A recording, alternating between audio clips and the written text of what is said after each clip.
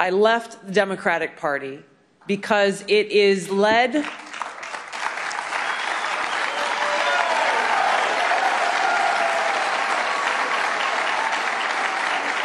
I left that party because it is led by an elitist cabal of woke warmongers.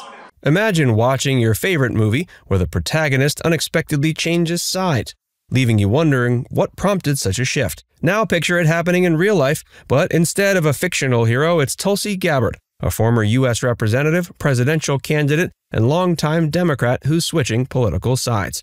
Today we're exploring the journey of Tulsi Gabbard from her roots in Democratic politics to her recent decision to join the GOP. Tulsi's early political roots. I was shy, a total introvert, afraid to talk to strangers, afraid to talk to people. So the idea that I would someday run for office was something that did not exist within my universe growing up. Tulsi Gabbard's political career began early on, influenced by her family's political background and military service. Born in American Samoa and raised in Hawaii, she was elected to Hawaii's state legislature at 21, becoming the youngest person to do so in 2002. Gabbard gained attention for her focus on environmental issues and progressive policies like criminal justice reform and healthcare. What set her apart, however, was her anti-war stance shaped by her 2 tours in the Middle East with the Army National Guard. Elected to the U.S. House in 2012, she became known for opposing U.S. military interventions abroad, even as she was seen as a rising star in the Democratic Party, becoming vice chair of the DNC in 2013. But her independent views, especially on foreign policy, often clashed with the party, as she criticized President Obama's actions in Syria and Iraq, tensions that hinted at her later break from the party. Gabbard's presidential run. You ran for president. Yeah. Recommend or don't recommend? Know what you're getting into? Yeah. Was that fun?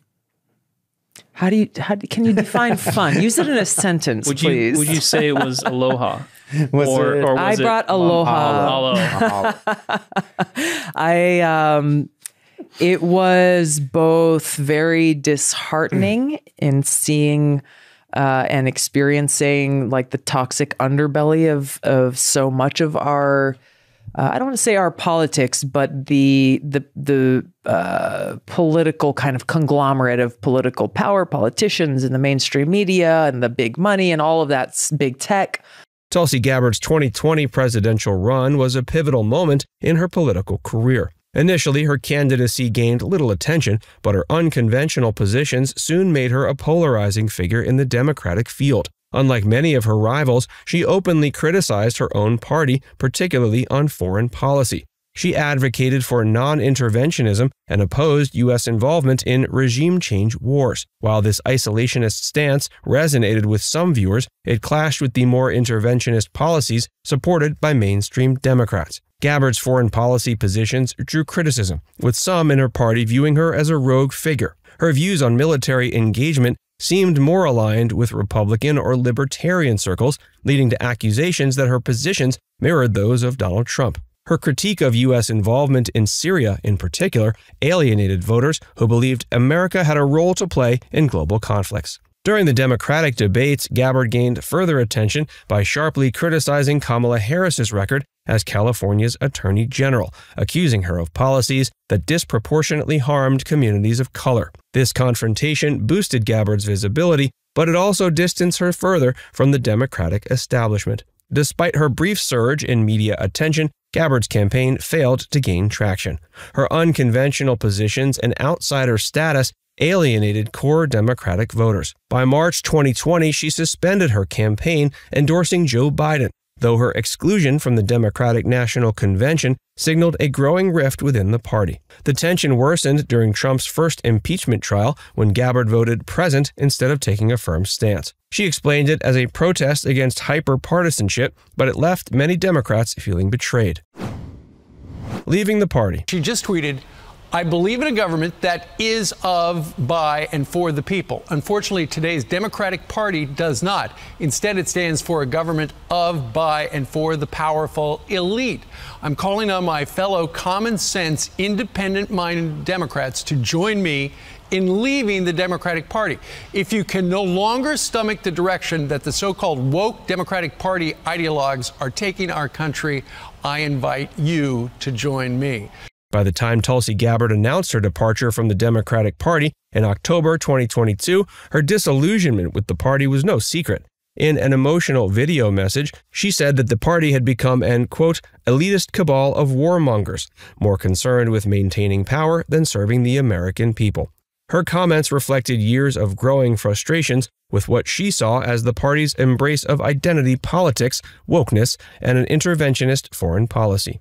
To Gabbard, the Democratic Party had drifted far from the progressive ideals she once championed, particularly in its support of military engagements overseas and its growing emphasis on social issues that, in her view, prioritized division over unity. Gabbard's break with the Democratic Party was not a sudden decision, but rather the culmination of years of ideological divergence. Her long-standing opposition to U.S. military interventions, especially in the Middle East, put her at odds with many in her party, who supported interventions as part of broader humanitarian or national security efforts.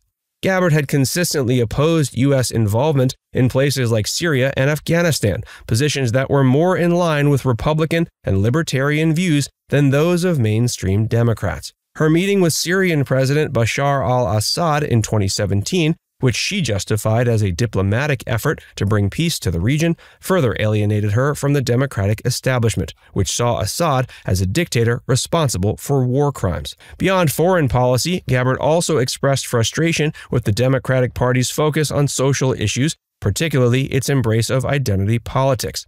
In her departure video, she accused the party of stoking racial divisions and promoting a culture of political correctness that she believed was counterproductive. To Gabbard, the party's shift towards wokeness represented a departure from its original mission of uniting people around common economic and social goals. After leaving the party, Gabbard's political rhetoric became increasingly aligned with conservative and populist themes. She began appearing more frequently on conservative media outlets, particularly Fox News, where she voiced her opinion to Biden administration policies on issues ranging from immigration to foreign affairs. Gabbard's critiques of the Democratic Party also became more pointed, and she frequently aligned herself with conservative commentators like Tucker Carlson, who shared her disdain for what they saw as the excesses of progressive politics. Her increasing alignment with conservative causes and figures further signaled her departure from the democratic values she once championed. Although Gabbard had long been a proponent of progressive issues like healthcare reform and criminal justice reform, her departure from the Democratic Party marked a clear shift in priorities. By 2024, she had fully embraced the conservative populist movement, positioning herself as a champion for those disillusioned with both the Democratic Party and the broader political establishment.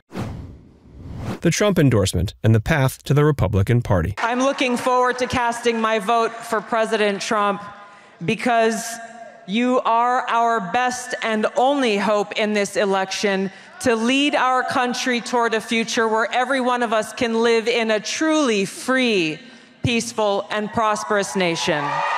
Tulsi Gabbard's transition to the Republican Party was a gradual but logical extension of her political evolution. In August 2024, she made headlines when she formally endorsed Donald Trump for president, praising him for his efforts to reshape the Republican Party into what she called a party of the people.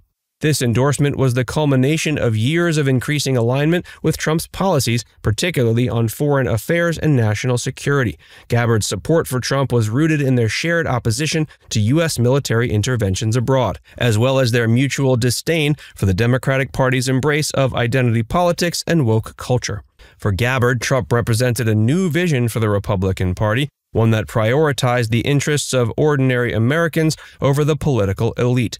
She praised Trump for transforming the GOP into a party that stood for common sense and peace, echoing her long-standing criticisms of the Democratic Party as being controlled by warmongers and elites. Gabbard's endorsement of Trump was seen by many as the final step in her political journey, cementing her transition from progressive Democrat to full-fledged MAGA Republican. While her endorsement may have surprised some, it was consistent with her broader political trajectory. Over time, she had come to share many of Trump's positions, particularly on issues related to foreign policy and national security. Like Trump, Gabbard advocated for a more isolationist approach to U.S. foreign policy, calling for an end to military engagements in conflict zones like Afghanistan and Syria. She also shared Trump's criticisms of NATO and other international alliances, arguing that the U.S. should prioritize its own interests over those of other nations.